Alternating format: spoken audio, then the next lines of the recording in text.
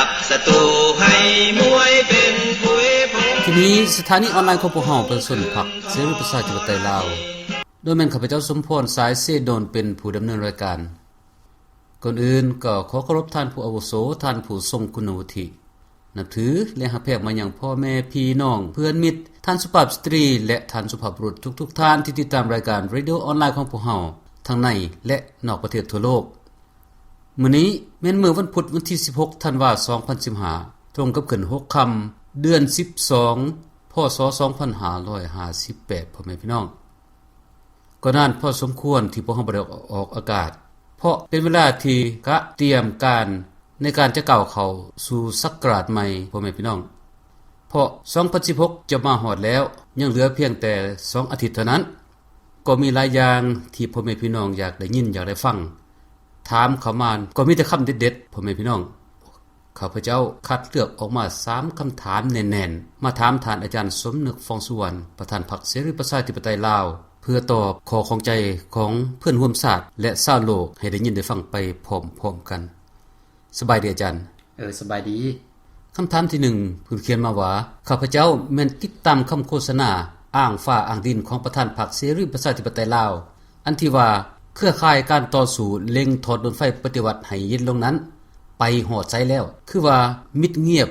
แบบต้นหานแลนนี้แล้วเชิญเว้าออกมาเบิ่งติว่าจังซั่นอาจารย์ขอบใจที่สนใจว่าสิเถาะยังถามมาอีกว่าซั่นเจ้าแผนปรากฏการณ์ย่อท่อ506/2525ได้มีบาทกล่าวดีสมาชิกเครือข่ายพันธะประกอบส่วนสมาชิกเครือข่ายหน่วยงานซับซ้อนสมาชิกเครือข่ายหน่วยงานหลักแรงและสมาชิกแนวร่วมพื้นที่ยังสืบต่อปฏิบัติเวียกงานของเขาอย่างเข้มข้นและเอาจริงเอาจังเหลือที่สุดมันจึงเฮ็ดให้มีปรากฏการณ์ใหญ่ๆหลายอย่างเกิดขึ้นเป็นต้นมีเจ้าหน้าที่จากทำเนียบขาวของสหรัฐจากองค์การสหประชาชาติจาก EU จากอาเซียนหลายคณะได้เข้ามากวดกาติดตามการปฏิบัติงานของภาครัฐในการปรับแก้กฎหมายรัฐธรรมนูญในการแก้ไขกลไกการบริหารประเทศชาติให้เป็นไปตามที่ได้รับเงื่อนไขจากสากลมาแล้วเป็นอย่างดีที่สุดเฮาจะเห็นได้ท่าทีการเมืองของภาครัฐในปัจจุบันนี้ได้มีการเปลี่ยนแปลงจากบอนแข็งกระด้างมาเป็นอ่อนโยนและก็มีการประนีประนอม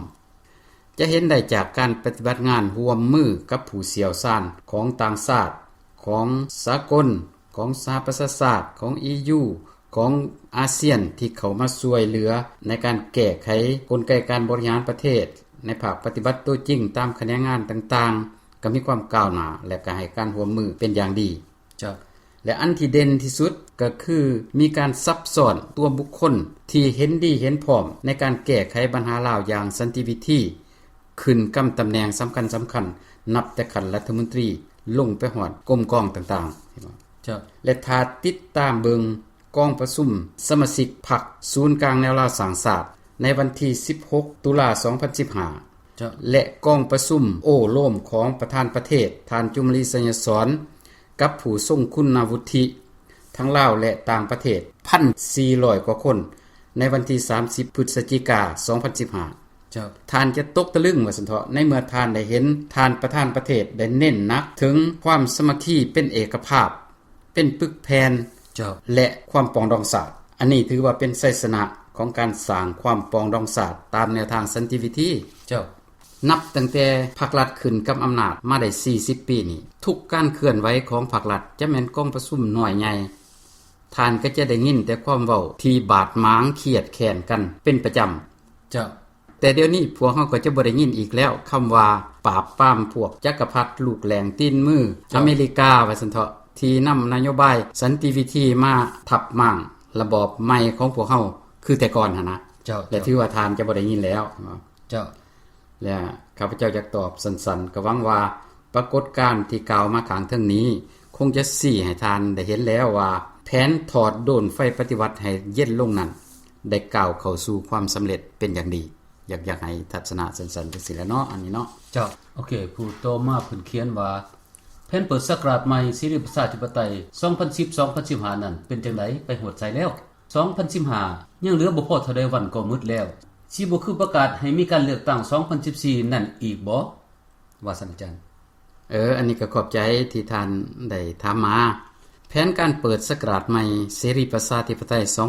2010-2015ที่ท่านได้ถามมานี้ข้าพเจ้าจะพยายามสรุปสั้นๆให้ท่านได้เห็นขึ้นเพราะว่ามันก็เป็นเวลาโดนนานมาแล้วเด้ 4-5 ปีแล้วเด้เห็นบ่ฉะนั้นข้าพเจ้าอยากเว้าตั้งแต่ละปีไปหน่อยนึงว่าซั่นเถาะเป็นต้นว่าในปี2010นี่มีเหตุการณ์ใดสำคัญในปี2010นี่องค์การจัดตั้งสากลกลุ่มภาคีร่วม15ประเทศและประเทศเพื่อนมิตรนี่ได้เข้ามาปรับปรุงแก้ไขกลไกการบริหารประเทศชาติอยู่ในลาวนี่อย่างเต็มรูปแบบแล้วโดยอาศัยเอาการตกลงของสหประชาชาติที่เอาลาวเป็นตัวอย่างในการพัฒนาสหรัฐอยากเว้าจังซี่ก็เพราะว่าในเมื่อก่อนภาครัฐบ่ยอมให้ประเทศอีหยังเข้ามาเพิ่นถือว่าเป็นการแทรกแซงนะเห็นบ่แล้วตกมาฮอด2010หั่นแม่นสากลนี่ได้เข้ามามีบทบาทอยู่ในลาวอย่างเต็มรูปแบบบัดนี้ใน2011ได้มีการเปิดกองประชุมใหญ่ครั้งที่9เลือกเอาคณะกรรมการกรมการเมืองศูนย์กลางพรรคตั้งคณะนำบริหารประเทศชาติสุดใหม่ว่าซั่นเถาะสากลหั่นได้สนับสนุนให้ทานจุมลีไสยสอนเป็นประธานประเทศตื่มอีกเพื่อให้ปฏิบัติโครงการเปลี่ยนแปลงใหม่เฮ็ดให้ลาวเป็นประเทศที่ปกครองกันด้วยกฎหมายให้สำเร็จแล้วก็ได้ปลดทานบ่สอนบุพวันหั่นออกจากตำแหน่งเพราะทานบ่สอนบุพวันบ่เห็นพร้อมในการพัฒนาไปสู่ประชาธิปไตยดังที่ทานแถลงอยู่ประเทศสิงคโปร์นะว่าอยู่ลาวบ่มีการพัฒนาไปสู่ประชาธิปไตยมีแต่พัฒนาไปสู่สังคมนิยมคอมมิวนิสต์อย่างเดียวแล้วก็เอาทานท่องสิงธรรมวงศ์นี่ขึ้นเพื่อปฏิบัติตามแผนของเวียดนามที่หันมาเป็นมิตรที่ดีกับสหรัฐมีนโยบายบ่แทรกแซงลาวปาให้ลาวแก้ไขปัญหาลาวด้วยกันเองตามแนวทางสันติวิธีบัดนี้ตกมาฮอดปี2012มีกองประชุมใหญ่รัฐสภาอาเซียนยุโรปกองประชุมอันนี้นี่เน้นหนักใส่บีบหัดสภาแห่งชาติของลาวนี่ให้ปรับแก้กฎหมายรัฐธรรมนูญเห็นบ่และปรับแก้กลไกการบริหารประเทศให้เป็นไปตามกลไกตลาดการค้าเสรีให้มีประชาธิปไตยโปร่งใสและยุติธรรมและก็เปิดกองประชุมอาเซียนเก่าขึ้นอันนี้นี่เพื่อบีบหัดให้รัฐบาลหันต้องเคารพต่อสิทธิมนุษย์เห็นบ่เคารพต่อสิทธิของประชาชนในศาสตร์ของตนในเวลานั้นประธานประเทศนายกและผู้แทนได้ยอมรับเงื่อนไขของสากลแล้วก็มอบให้นายกออกมาแถลงเคารพต่อสิทธิของประชาชนในการเลือกเอาระบบการเมืองเศรษฐกิจสังคมของตนเองอันสำคัญแม่นกองประชุมครั้งนี้ได้ตกลงกันว่าจะสืบต่อนับถือสิทธิของประชาชนในการเลือกระบอบการเมืองเศรษฐกิจสังคมของตนบัดนี้สหรัฐนี่ก็ได้สนับสนุนให้ลาวนี่เป็นสมาชิกการค้าโลกบัดนี้ตกมาฮอดปี2013ออสเตรเลียนี่ได้ช่วยลาวเพื่อปฏิบัติแผนด้านสิทธิมนุษย์ที่ลาวจะเอาไปเสนอต่อสหประชาชาติอยู่ที่เจนีวนะพรรคเสรีประชาธิปไตยของพวกเฮานี้ได้แถลงการเกี่ยวกับการเลือกตั้งเอาพรรคในปี2014เนื่องจากว่าพรรครัฐบาลสปป.ลาวหั่นตกลงรับเงื่อนไขของสากลตกมาฮอดปี2014พวกเฮาได้เปิดการยังเสียงเลือกพรรคออนไลน์เนื่องจากว่าพรรครัฐบาลสปป.ลาวบ่ปฏิบัติตามที่ได้ตกลงกับสากลแล้วว่าจะให้มีการเลือกตั้งเอาพรรคในปี2014แล้วก็มีสภายุโรปนี่ก็เล็งท่วงให้ภาครัฐให้ความกระจ่างแจ้งเกี่ยวกับการหายสาบสูญของทางสมบัติสมพรบัดนี้ข้าพเจ้าอยากกลับมาเว้าถึงปี2015ที่ถือว่าปีที่สำคัญที่สุดซึ่งพวกท่านก็กำลังเบิ่งแล้วว่าปี2015นี่สิเปิดศักราชใหม่เสรีประชาธิปไตยคือว่าแท้บ่ว่าซั่นเด้ใช่บ่ปี2015นี่ถือว่าเป็นปีสำคัญที่สุดเพราะว่าประธานประเทศท่านจุมลีไสยสอนถูกเอิ้นไปรายงานอยู่สหประชาชาติเกี่ยวกับการปฏิบัติแผนพัฒนาสหสวัสดิ์และยอมรับเอาเงื่อนไขของสากลในการแก้ไขปัญหาลาวอย่างสันติวิธีร่วมกับพวกเฮาประชาชนพรรคเสรีประชาธิปไตยลาวอยู่ในกองประชุมสหประชาชาติครั้งที่70เมื่อวันที่23กันยายน2015ผ่านมานี้ประธานประเทศยอมรับเงื่อนไขของสากลให้มีการประสานงานร่วมระหว่างลาว2ฝ่าย คือพรรคประชาชนปฏิวัติลาวกับพรรคเสรีประชาธิปไตยลาวนี่ล่ะถือว่าอันนี้นี่เป็นชัยชนะของประชาชนลาวทั้งชาติในการแก้ไขปัญหาลาวครั้งยิ่งใหญ่ในประวัติศาสตร์นี่ได้เห็นบ่อันนี้หวังว่าคงจะตอบขอของแก้ของทานได้แล้วเกี่ยวกับการเปิดศักราชใหม่เสรีประชาธิปไตยในปี 2015 นี้ส่วนว่าการเลือกตั้งหั่นก็บ่ต้องเว้าถึงแล้วเพราะสภาพการทางการเมืองในการต่อสู้นี้ได้กระโดดขันมาถึงบอนว่ามีการประสานงานร่วมเจ้าฉะนั้นว่าเป็นการแก้ไขปัญหาลาวแบบสันติวิธีแบบบัวบ่ซ้ำน้ำบ่คุณอยากให้ทัศนะจังซี่แหละเนาะเกี่ยวกับว่า2015นี่เป็นจังได๋ว่าซั่นเด้เจ้าผู้ที่3เพิ่นเขียนมาว่าสบายดีอาจารย์สมนึกและคณะพรรคเสรีทุกๆคนข้าพเจ้ายังบ่เข้าใจในแนวทางนโยบายของพวกท่านว่าเพื่อสร้างความสามัคคีปรองดองชาติให้มีการประสานงานร่วมเกิดขึ้นอย่างเป็นรูปธรรมนั้นมันจะแก้ปัญหาชาติได้จังได๋ว่าซั่นอาจารย์เกี่ยวกับปัญหานี้ข้าพเจ้าอยากให้ทานได้เข้าใจความหมายของการประสานงานร่วมหั่นเสียก่อนแล้วทานจึงจะเข้าใจอย่างถูกต้องในการแก้ไขปัญหาลาวตามแนวทางสันติวิธีการประสานงานร่วมนี่แม่นการเฮ็ดเวียกของชาติร่วมกันมีหลายภาคส่วนมีหลายระดับและก็มีหลายรูปแบบภาคส่วนของรัฐบาลกับสากลจังซั่นเห็นบ่ภาครัฐก็มีพันธะปฏิบัติตามกฎหมายของสากลในด้านต้านการสลาดบังหลวงต้านการฆ่ามนุษย์ต้านการฆ่ายาเสพติดต้านการทำลายสภาพแวดล้อมและต้องเคารพต่อสิทธิเสรีภาพของประชาชนเห็นบ่ดังนี้เป็นต้นบัดนี้ในภาคส่วนรัฐบาลกับองค์การช่วยเหลือของนานาชาติอีกมีผู้เชี่ยวชาญขององค์การสหประชาชาติของ EU ของอาเซียนและก็กลุ่มภาคีร่วมได้เข้ามาช่วยเหลือภาครัฐในการปรับแก้กฎหมายรัฐธรรมนูญปรับแก้กลไกการบริหารประเทศชาติในแขนงการต่างๆมีการอบรมพนักงานของภาครัฐทั้งด้านการทูตด้านกฎหมายด้านการศึกษาด้านสาธารณสุขต่างๆเหล่านี้ภาครัฐก็ให้การร่วมมือเป็นอย่างดีและการเฮ็ดเวียกงานของศาสตร์ดังกล่าวมานี่มันก็มีทั้งรูปแบบร่วมหมู่รูปแบบแบ่งกันเฮ็ดว่าซั่นเถาะสำหรับพวกเฮาประชาชนพรรคเสรีประชาธิปไตยลาวแม่นแบ่งกันเฮ็ดเวียกกับพรรครัฐสปปลาวภายใต้กฎหมายอันเดียวกันเห็นบ่พวกเฮาประชาชนพรรคเสรีประชาธิปไตยลาวได้รับการสนับสนุนอุ้มสู้จากสากลและกลุ่มภาคีร่วม15ประเทศให้มีการประสานงานร่วมกับภาครัฐสปปลาว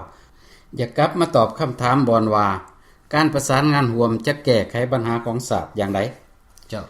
การประสานงานร่วมแม่นขอกุญแจในการแก้ไขปัญหาลาวตามแนวทางสันติวิธีแบบบัวบ่ให้ซ้ำน้ำบ่ให้คุณพรรครัฐบาลสปปลาวบ่ได้เสียหยังคือกันกับพวกเฮาเว้าหั่นแหละยังอยู่คือเก่าพวกเฮาก็บ่ได้เว้าเรื่องเก่าเล่าความหลังพวกเฮาบ่ได้ถือว่าคณะภาครัฐหรือบุคคลใดบุคคลหนึ่งเป็นศัตรูของพวกเฮาพวกเฮาได้เรียกร้องมาโดยตลอดให้ภาครัฐปฏิบัติตามเงื่อนไขของสากลที่ได้รับมาแล้ว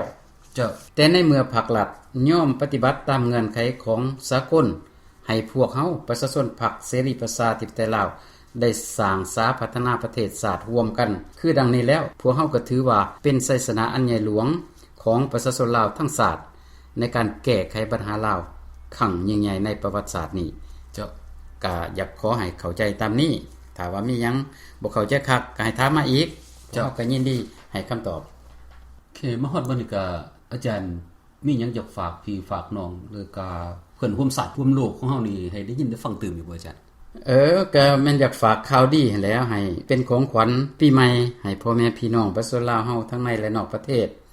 ก็คือชัยชนะที่ประธานประเทศท่านจุมลีสัญญสอนให้มีการประสานงานร่วมระหว่างลาว2ฝ่ายเกิดขึ้นอย่างเป็นรูปธรรมในเวลาที่ยังบ่ทันได้เข้าร่วมกันนี้พวกเฮาจะเริ่มให้การช่วยเหลือพ่อแม่พี่น้องประชาชนลาวผู้ทุกข์ยากบ่มีรายได้เพียงพอให้ได้เข้าโรงหมอไปปิ่นปัวสุขภาพของตนอยู่โรงพยาบาลประเทศไทยตามจังหวัดต่างๆที่มีชายแดนติดกันโดยบ่ได้เสียค่าปิ่นปัวการไปปิ่นปัว ต้องปฏิบัติตนให้ถูกต้องตามกฎหมายว่าด้วยการเข้าออกฉบับที่59ทับสพสนครเวียงจันทน์ที่26ธันวาคม2014นั้นเจ้าคือมีหนังสือถูกต้องให้ความไปตามด่านสากลตามด่านท้องถิ่นหรือตามด่านประเพณีเจ้าส่วนว่าสมาชิกเครือข่ายเสรีประชาธิปไตยนั้นให้ประสานไปหาพวกเฮาโดยตรงโลดพวกเฮาจะประสานกับเจ้าหน้าที่ของโรงพยาบาลให้พวกทานเจ้าและในโอกาสเดียวกันนี้พวกข้าพเจ้าประชาชนพรรคเสรีประชาธิปไตยลาวขอแสดงความเคารพและหูบุญคุณต่อพระบาทสมเด็จพระเจ้ามหาชีวิตแห่งราชอาณาจักรไทยอันมีพระนทานพลเอกประยุทธ์จันทร์โอชาเป็นนายกรัฐมนตรีเจ้าที่มีความเมตตากรุณาให้ประชาชนลาวได้มาปิ่นปัวอยู่โรงหมอในราชอาณาจักรไทยเจ้าและก็ขอขอบใจนำองค์การอนามัยโลกที่ให้การช่วยเหลือและเป็นห่วงเป็นใยนำสุขภาพอนามัยของประชากรลาวและประชากรโลกมาณที่นี้นำด้วยขอขอบใจเจ้าขอขอบใจอาจารย์เป็นจังได๋พ่อแม่พี่น้องมีความรู้สึกเป็นจังได๋เมื่อได้ยินได้ฟังท่านอาจารย์สุนึกฟองสุวรรณได้ตอบและอธิบายและเข้าใจจังได๋เนาะยังค้างคาใจอยู่ปานใดก็ถามมาได้เลยพ่อแม่พี่น้องข้าพเจ้าสมพรสายสีโดนจะนำมาถามให้ท่านเพื่อให้ท่านอาจารย์สุนึกฟองสุวรรณประธานพรรคเสรีประชาธิปไตยลาวได้ตอบให้ท่านได้ฟังในเรดิโอครั้งต่อๆไปวันนี้ก็เห็นสมควรแก่เวลาขอลาท่านผู้ฟังไปก่อนโอกาสหน้าพบกันใหม่สบายดีของลาวด้วยกันทุกฝ่ายจับมือถือแขนร่วมใจกันไว้ลืมเสียความพันหายร่วมใจกันสานนาเสรีที่ปากสาธิปไตยบ่ว่าอยู่ไสไกลๆก็ลาวทั่วหน้าออกด้วยภูเขาเหนือไทยบ่ว่าความสัมพันธ์พร้อมหน้าด้วยใจเฮาสามัคคีลืมความหลงผิดที่เฮาเคยสร้างแย่ดีสิ่งเด่นนั้นเห็นเป็นเพียงหน้าปลายลืมความกดดัน